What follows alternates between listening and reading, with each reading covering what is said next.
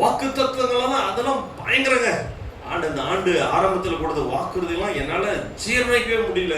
இருக்கிற சூழ்நிலையை பார்க்கும்போது எப்படி ஆண்டு இந்த வாக்குறுதியை எனக்கு கொடுத்தீங்க, எப்படி ஆண்டு இந்த வார்த்தைகளை எங்களால் அதை அந்த நேரத்தில் ஏற்றுக்கொள்ள முடிஞ்சு, இப்போ இந்த சூழ்நிலை ஏற்றுக்கொள்ளவே முடியலையே அப்படின்ற சூழ்நிலைலாம் போகுது. ஆனால் வார்த்தையில் அவர் உண்மையுள்ளவர், அதை நிறைவேற்றுவார். அல்லேலூயா.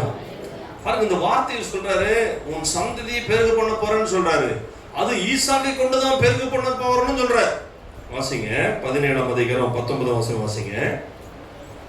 அப்பொழுது தேவன் உன் மனைவியாகிய சாரா நிச்சயமாய் உனக்கு ஒரு குமாரனை பெறுவாள், அவனுக்கு ஈசாக்கு என்று பெயரிடுவாயாக.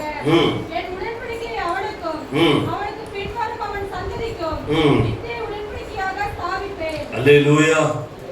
பாருங்க, சந்ததி எங்க பெருக பண்ண போறாருங்க? ஈசாக்கை கொண்டுதான் பெருக பண்ண போகிறார். இதுல எந்த மாற்றம் இல்ல. வாக்குறுதி கொடுத்ததுதான், உங்களுக்கு வாக்குத்தத்தம் பண்ணது உண்மைதான், இதுல எந்த மாற்றம் இல்லை.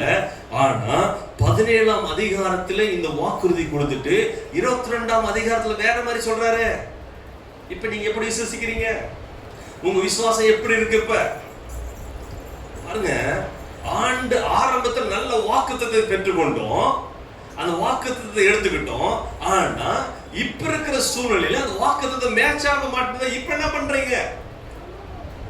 இப்ப உங்களால விசுவாசிக்க முடியுதா? இப்ப உங்களால அந்த விசுவாசம், அந்த வாக்குத்தத்தத்தை விசுவாசித்து உங்களால டிராவல் பண்ண முடியுதா? அல்லேலூயா. பாருங்க, ஒரு சொல்றாரு பாருங்க, 17ஆம் அதிகாரத்துல ஈசாக்கை கொண்டுதான் நான் நடத்த போறேன், ஈசா கொண்டுதான் சந்ததியை பெருக பண்ண போறேன், இதுல எந்த மாற்றம் இல்லைன்னு சொல்லிட்டு 22ஆம் அதிகாரத்துல உன் பையனை கொண்டு பலியிடுன்றாரு.